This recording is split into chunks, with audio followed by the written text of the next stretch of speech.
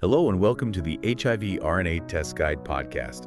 You're listening to the podcast that's your trusted source for HIV information and resources. That's us. And today we're diving deep into something pretty crucial. Yeah, today's topic. It's all about the HIV Roadmap 2025 and beyond, specifically for you. You got it. So we're going to unpack what this roadmap really means and why it matters so much. Absolutely. And, it's fascinating because this roadmap isn't just about, managing HIV or living with it. It's about ending the epidemic. Whoa, ending the epidemic. Ending it altogether. That's the goal. And the UNAIDS 95-95-95 goal is a bold target, aiming for 95% of people with HIV to know their status. Okay. 95% of those diagnosed to be on treatment, right, and 95% of those on treatment to achieve an undetectable viral load. Okay, so 95, 95, 95, that's a powerful goal. It is. But how do we actually get there? What kind of tools are we talking about? One of the biggest game changers is next generation HIV testing. Oh, next generation. Next gen. Okay. You may have heard of HIV RNA tests.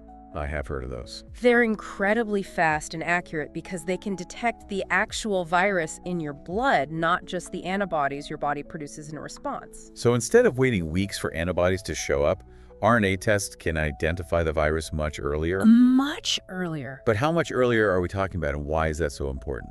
Think of it like this. Imagine trying to catch a thief.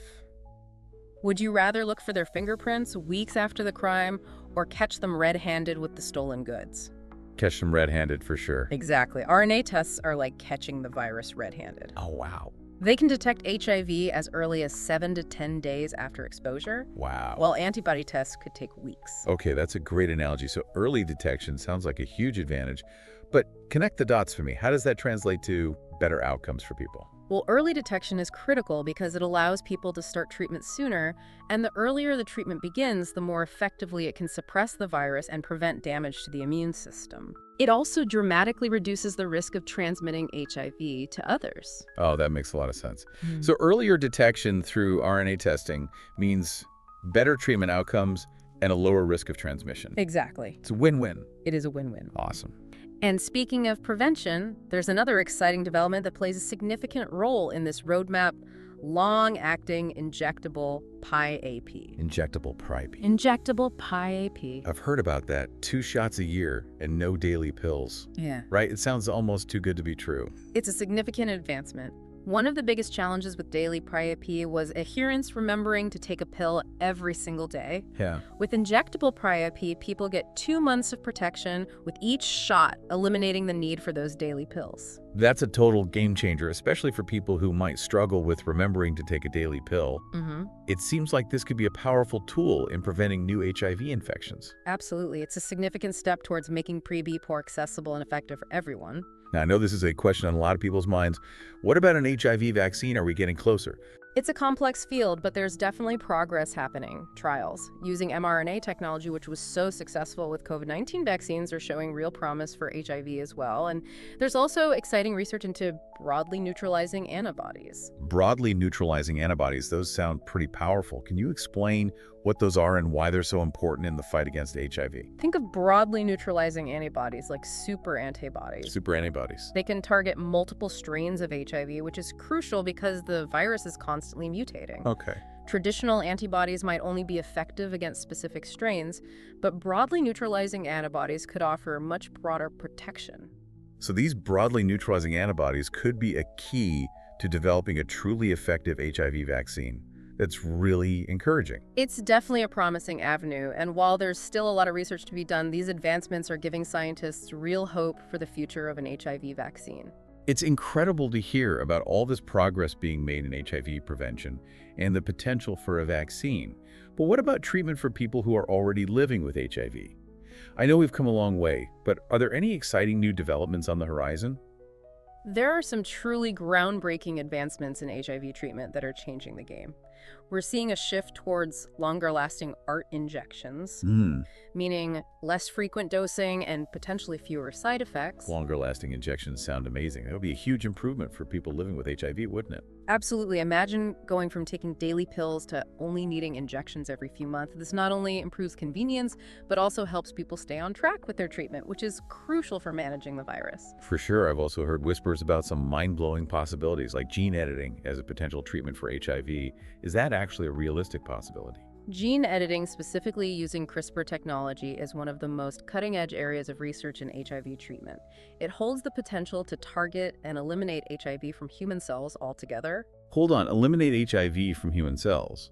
Are we talking about a cure? Well, it's important to understand there are two main approaches to a cure: functional, and sterilizing a functional cure wouldn't eliminate HIV completely, but it would suppress the virus to undetectable levels Okay. and untransmittable levels even without lifelong treatment. So someone with a functional cure could essentially live their life as if they never had HIV. That's remarkable. Exactly. And then there's a sterilizing cure, which aims to completely eradicate HIV from the body. Wow, both options sound incredible. Where do we stand in terms of achieving either of these cures? Are we close? It's crucial to understand that a cure, particularly a sterilizing cure, is still a long-term goal. While there are ongoing clinical trials showing promising results, we're not there yet. That makes sense, but even with a functional cure, that would be a huge breakthrough. Yeah. Imagine a world where HIV is no longer a lifelong condition. It would be a paradigm shift, and the research is moving at an incredible pace. But it's also important to remember that scientific advancements are only one part of the equation. You're right, we can't forget about the social and human aspects of HIV. Even with all these amazing advancements, stigma and misinformation still persist. Exactly. Despite all the progress we've made, stigma continues to be a major barrier for people getting tested, seeking treatment, and living openly with HIV. It's as if the social perception of HIV hasn't caught up with the science. So much fear and misinformation are still out there. That's why education and open conversations about HIV are absolutely crucial. We need to combat misinformation and create a supportive environment where people feel comfortable accessing testing, prevention, and treatment without fear of judgment. I couldn't agree more, and this is where resources like HIVRNAsguide.com play such a vital role. Right? Making HIV RNA testing more accessible and affordable is a huge step in the right direction. Absolutely. HIVRNSguide.com is a fantastic resource for anyone looking for confidential and convenient HIV testing options. It's all about empowering individuals with knowledge and the resources they need to make informed decisions about their health. And it's not just about individual action. Community-based organizations are also doing incredible work in increasing access to testing and treatment, especially for those who might face barriers to traditional healthcare. You're absolutely right. These organizations are on the front lines providing essential services and support to people living with HIV and those at risk. So as we wrap up this part of our deep dive, Yeah. I'm feeling incredibly hopeful. We've covered some amazing advancements in HIV testing, prevention, and treatment, and we've even talked about the possibility of a cure. It's an exciting time to be involved in the fight against HIV. But as we move forward, it's crucial to remember that this roadmap isn't just about science and technology, it's about people. It's about ensuring that everyone, regardless of who they are or where they live, has access to the information, prevention, testing, and treatment they need.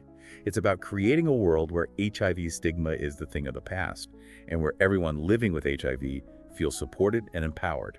And it's about recognizing the incredible resilience and advocacy of people, those who've been living with HIV for years, even decades. Yeah. They've played such a vital role in driving progress and shaping the future of HIV research and care.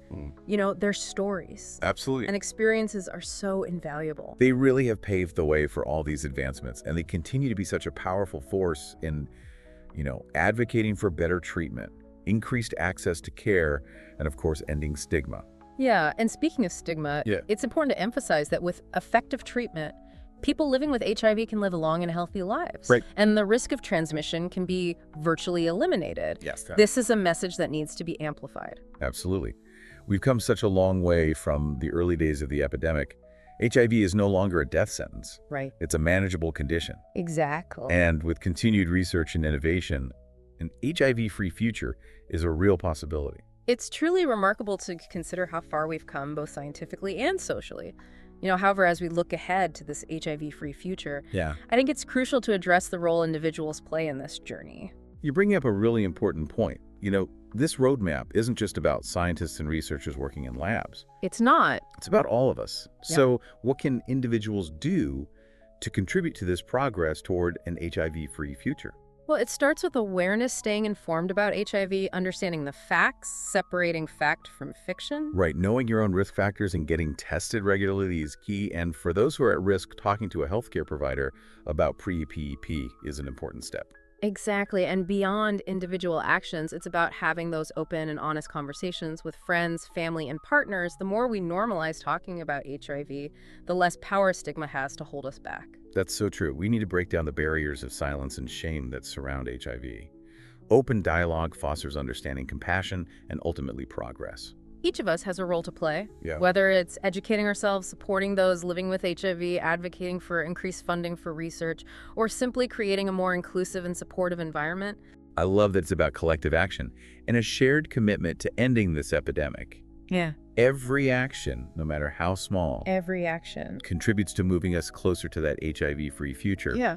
But what does that look like in practice? Let's think about it. Getting tested regularly is an act of self-care and responsibility. Talking to a healthcare provider about PrEP is a proactive step towards protecting yourself. Sharing accurate information with friends and family is a form of advocacy. Yeah. Even small acts of kindness and support towards those living with HIV can make a big difference. Those are all great examples. Yeah. It's about taking ownership of our health, supporting our communities, and speaking out against stigma and discrimination. These are tangible steps we can all take towards an HIV-free future. And speaking of tangible steps, what about HIV testing itself? What are the options available to people today? Well, as we discussed earlier, RNA testing is a game changer for early detection. It's highly accurate and can identify the virus much sooner than traditional antibody tests. This is especially important for those who may have had a recent potential exposure to HIV. RNA testing sounds like a fantastic option. But what about accessibility? Are these tests readily available, and are they covered by insurance? The good news is that RNA tests are becoming increasingly available. Many healthcare providers offer them. And there are also resources like HIVRNatesguide.com that can help you find testing locations near you and provide information about insurance coverage. That's wonderful. It sounds like there are plenty of options for people to get tested, and that brings us to another important point. What happens after someone gets tested? Let's say someone receives a positive HIV diagnosis. What are the next steps? Receiving a positive diagnosis can be a difficult and emotional experience, but it's important to remember that HIV is treatable. The first step is to connect with a healthcare provider who specializes in HIV care. So finding the right healthcare provider is essential. What kind of support can someone expect to receive from an HIV specialist? An HIV specialist will provide comprehensive care, including prescribing antiretroviral therapy, or RT, which is the medication that suppresses the virus and helps people living with HIV live long and healthy lives. They'll also monitor your health, offer counseling and support, and connect you with additional resources. That sounds like a holistic approach to care, addressing both the physical and emotional needs of someone living with HIV. Exactly. And it's crucial to emphasize that with effective treatment, people living with HIV can live long, healthy lives and have virtually no risk of transmitting the virus to others. That's such an important message. It highlights how far we've come in terms of treatment and prevention. So as we continue this deep dive, I want to shift gears a bit and talk about some of the misconceptions and myths that still surround HIV. Even with all the progress we've made, misinformation can be a significant barrier to testing, treatment, and acceptance. You're absolutely right. One of the most persistent myths is that HIV is a death sentence. This simply isn't true anymore. With effective treatment, people living with HIV can expect to live a normal lifespan. It's amazing to think about how much has changed in the fight against HIV. But I imagine there are still many other myths and misconceptions out there. What are some of the other common ones you encounter? Another prevalent myth is that HIV can be transmitted through casual contact, like hugging or sharing utensils. Right. This is completely false. HIV is only transmitted through specific bodily fluids like blood, semen, vaginal fluids, and breast milk. It's incredible how persistent these myths can be, even in the face of scientific evidence. It really underscores the need for ongoing education and awareness campaigns. Absolutely. We need to constantly challenge misinformation and promote accurate information about HIV transmission prevention and treatment. And it's not just about dispelling myths, it's also about creating a more compassionate and understanding society. You're right. It's about creating a world where people living with HIV feel safe, supported, and empowered to live their lives openly and authentically without fear of stigma or discrimination. I think that's a beautiful sentiment to end on. So as we wrap up this part of our deep dive, I want to leave our listeners with this message. Knowledge is power. The more we understand about HIV, the better equipped we are to protect ourselves, support others, and contribute to ending this epidemic. Well said. And remember, there are countless resources available to you, including HIVRNA which provides comprehensive information about HIV testing prevention and treatment. We've covered so much in this deep dive, Yeah. from those big advancements in testing and treatment to the importance of, ending stigma and empowering people with knowledge. It's been a lot. It has. But, as we kind of approach the finish line, I Yeah. want to bring it back to you, the listener. Yeah, that's a great point. It's easy to get caught up in the science and the big picture. Right. But this roadmap, it's about people. It's about individual lives. Exactly. So what does this all mean for you? How can you take this information and use it to make a difference in your own life or in your community? Well, first and foremost, it's about taking ownership of your sexual health, knowing your risk factors, getting tested regularly, talking to your healthcare provider about prevention options like PPP, all essential steps. Yeah, and remember, getting tested is nothing to be ashamed of. Oh, absolutely not. It's a sign of, responsibility and self-care. For sure. And, if you're living with HIV, know that you're not alone. There are incredible support systems and resources available to you. Right. And with effective treatment, you can live a long and healthy life. That's right. It's also important to remember that ending stigma starts with each of us. Challenging misinformation, speaking out against discrimination, and creating a more compassionate and understanding environment. Those are all really crucial steps. They are. And, sometimes people feel overwhelmed and think, like, what can I really do to make a difference? But the truth is every action counts. Yeah, I love that it's about recognizing that we all have a role to play, no matter how big or small. Yeah, exactly. Maybe it's educating yourself about HIV. Maybe it's having an open and honest conversation with a friend. Or maybe it's simply offering a kind word to someone living with HIV. Those are all really powerful acts that can contribute to a more just and equitable world. They're sure. So as we conclude this deep dive into the HIV roadmap for 2025 and beyond, Yeah. I want to leave you with this final thought. The future of HIV is not predetermined. It's something we're actively shaping through our choices, our actions, and our commitment to creating a world free from HIV. That's a powerful message to end on. It reminds us that, we're not just passive observers in this journey. Right. We are all active participants in shaping a brighter future. Thanks for joining us on this deep dive. We hope you found it informative, empowering, and maybe even a little bit inspiring. Until next time, stay curious, stay informed, and stay engaged in the fight against HIV.